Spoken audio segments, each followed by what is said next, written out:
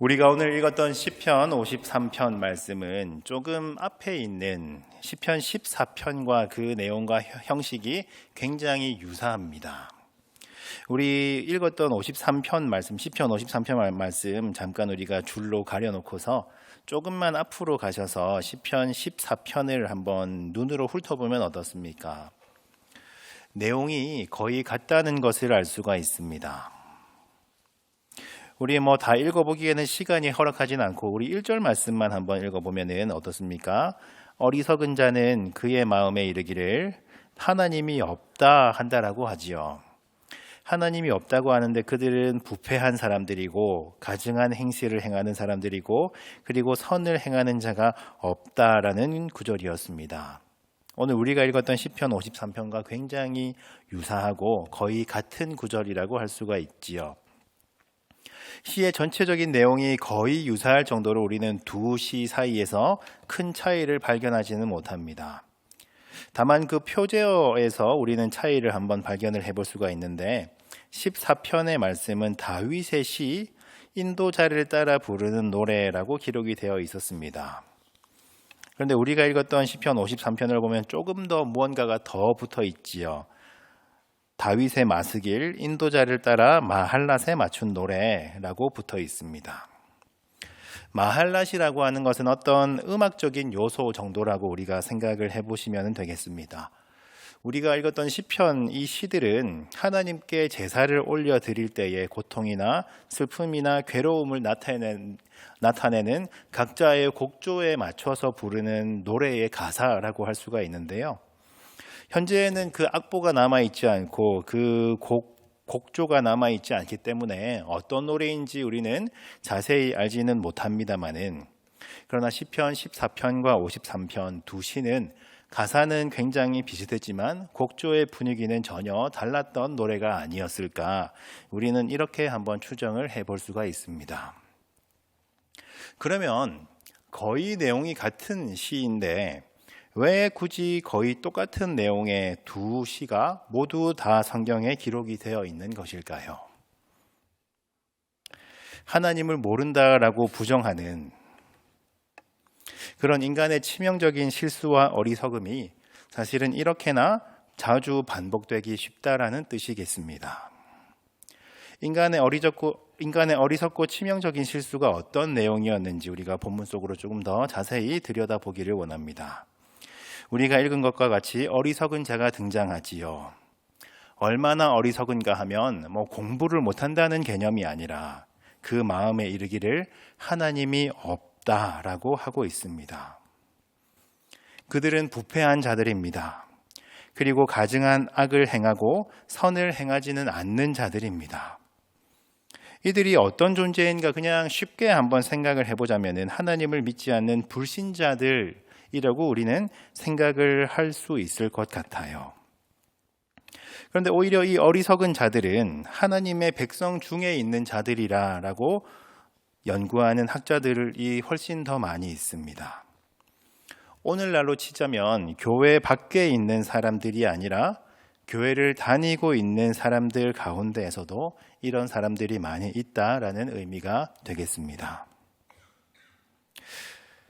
사실은 그렇지요. 전혀 하나님에 대해서 모르는 사람들, 하나님을 전혀 믿지 않는 교회 밖의 사람들은 그 마음속으로 하나님이 없다라고 하는 것이 아니라 대놓고 하지 않습니까? 나는 하나님 안 믿는다고, 나는 하나님 없는 것 같다라는 말을 마음속이 아니라 그냥 입 밖으로 꺼내는 것을 주저하지 않는 사람들입니다. 그러면 또 우리는 이렇게 한번 질문을 해볼 수가 있겠지요. 교회 안에서도 그 마음에 이르기를 하나님이 없다라고 하는 자들이 과연 존재하는 것이 가능할까요? 사실은 굉장히 충분히 가능한 이야기입니다. 물론 교회에 다니니까 형식상으로는 하나님을 믿는다라고 하지요. 어딘가에 종교를 쓰는 란이 있으면 본인의 종교가 기독교라고 하는 것에 망설임이 없는 자들입니다. 사실은 자신의 원래 모습을 발견하지 못하고 스스로가 믿음 좋은 성도라고 생각을 하고 있는지도 모르는 거예요. 나는 하나님을 믿는다고 하지만 그분의 가르침을 배우고 그분의 말씀, 그분의 길을 따라가려고 하지 않습니다. 오히려 하나님을 믿는다고 말로만 하면서 그의 삶에는 부패가 가득하고 가증하며 선을 행하지 않는 삶을 살아가고 있을 가능성이 충분히 있다라는 것이지요. 계속 읽어 나가다 보면 2절 말씀은 조금 더 충격적입니다. 하나님께서 찾고 계시지요. 하나님께서 무엇을 찾으시는가 하면 하나님을 향한 지각이 있는 자가 있는가 찾고 계십니다.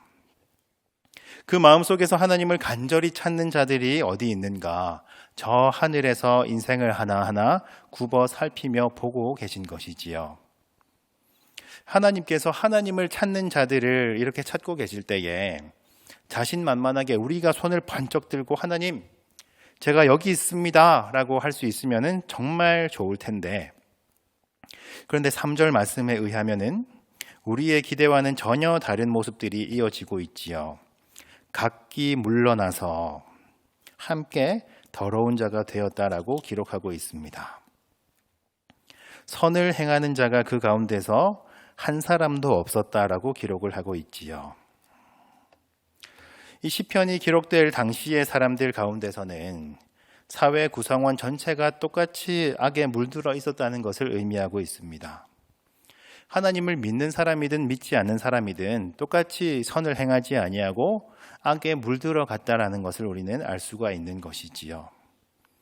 오늘날을 살아가는 우리들의 모습은 어떻겠습니까?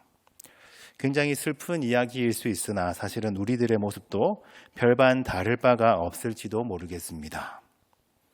그때 당시보다 훨씬 더 악해진 세상을 우리는 살아가면서 우리도 알지 못하는 사이에 우리 마음속으로는 하나님이 없다며 하나님을 경멸하고 있는 것은 아닌지 모르는 거예요. 전 세계 인구가 60억 명을 넘었다라고 하는 오늘날 가운데 대략적으로 기독교인들이 15억에서 20억 정도라는 통계가 있지 않습니까? 그런데 그 통계의 결과와는 전혀 다른 결과가 성경 말씀 가운데는 기록되어 있는 거예요. 수십억의 기독교 인구가 있다고 하는데 정말로 하나님이 찾으시는 자는 한 사람도 없을지도 모른다는 것입니다.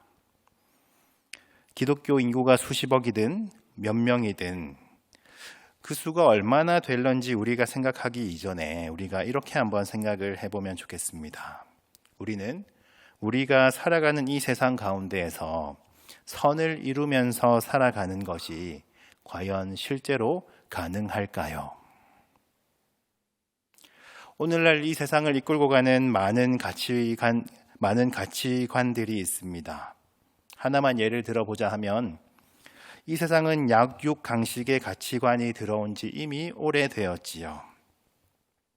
우리가 살아가는 이 땅은 약하면은 잡아먹히고 강하면은 잡아먹는 것이 어느 정도 당연한 세상이 되었지 않습니까?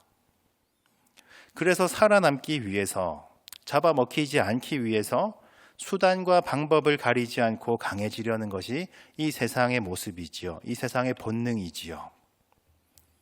또한 우리가 실제로는 강하지 않더라도 강해 보이기 위해서 스스로를 꾸미는 것이 점점 당연한 시대를 우리는 살아가고 있습니다. 그 이유가 있다면 무엇일까요? 이유가 있다면 이 세상에서 가장 슬픈 이유이겠지요. 먹고 살려다 보니까 그렇지 않겠습니까? 그래서 우리는 나쁜 것을 알면서도 먹고 살다 보니까 점점 악의 모습에 물들어가고 타협하는 모습들이 우리 안에 들어와 있는지도 모른다는 것입니다. 하나님을 믿는 성도들은 신앙의 양심이 있기 때문에 그래도 내가 한평생 선하게 살아가고자 마음을 먹고는 합니다마는, 그러나 이내 이 세상의 방법에 따라서 공정하지 않은 저울추를 가지고 약한 자들을 속이는 장면들이 성경책 속에도 등장하고 있습니다. 교육 현장 가운데에서 컨닝이 나쁘다는 것을 누구나 알고 있지만, 그러나 그것은 크게 중요하지 않은 시험에서는 한 번쯤은 눈 감아줘도 되는 어떤 작은 학창시절의 에피소드 정도로 여겨지기도 합니다.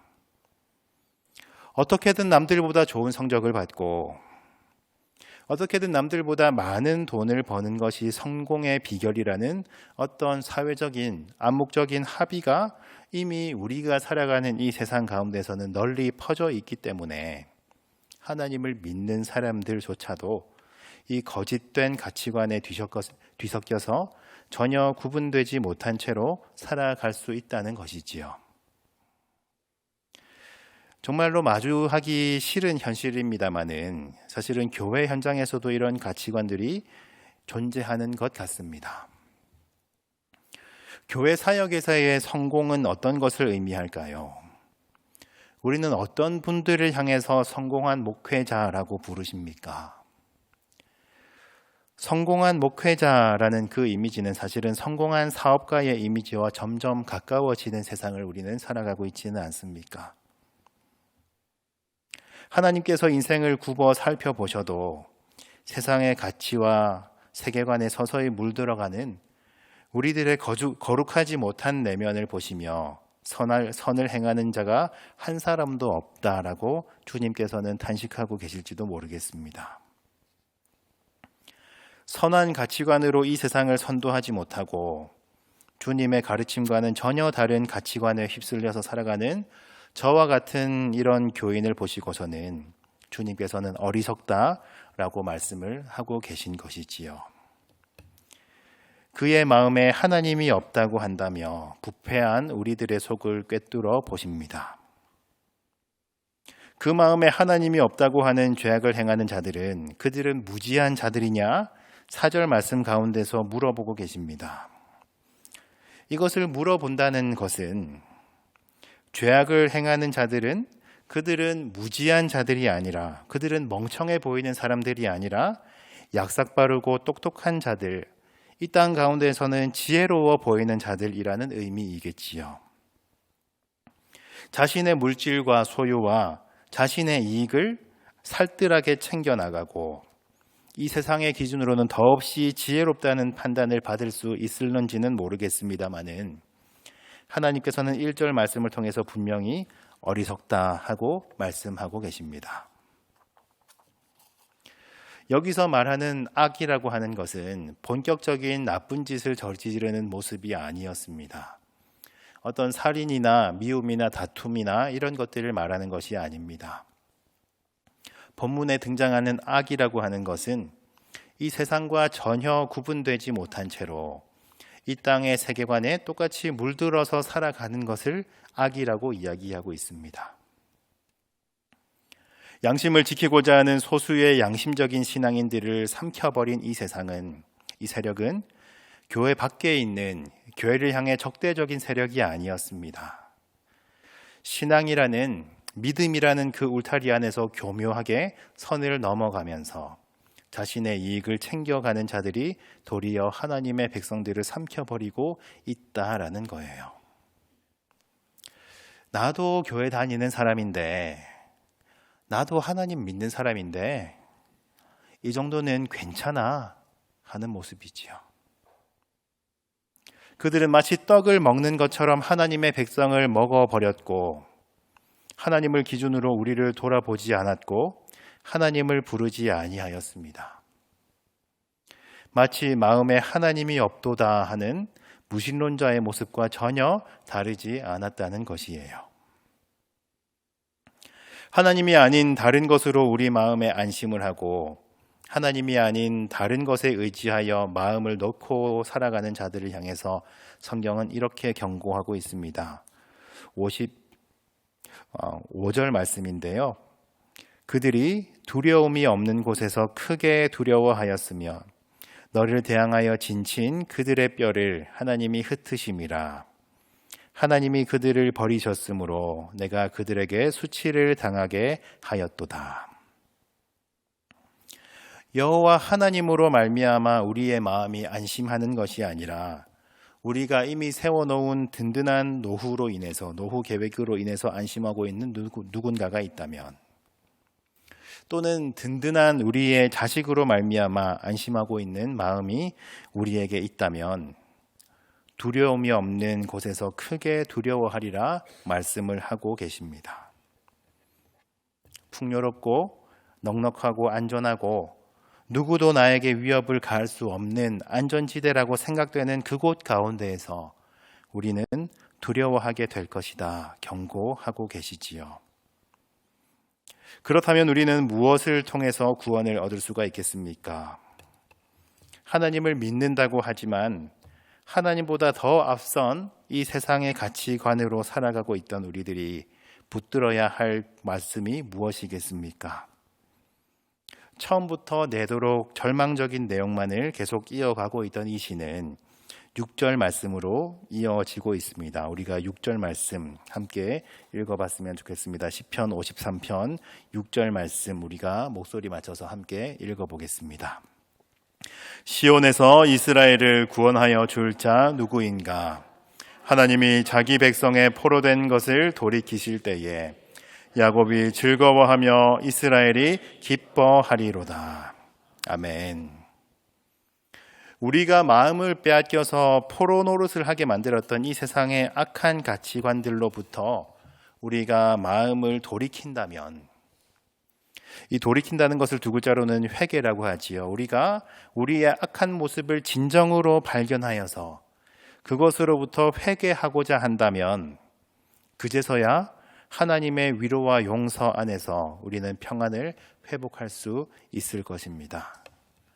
우리는 그때서야 진정으로 구원을 얻을 수가 있겠습니다. 우리의 마음을 하나님께로 회복할 수 있는 그 첫 번째 단계는 우리도 몰랐던 우리들의 끔찍한 죄악들을 발견해내는 거예요.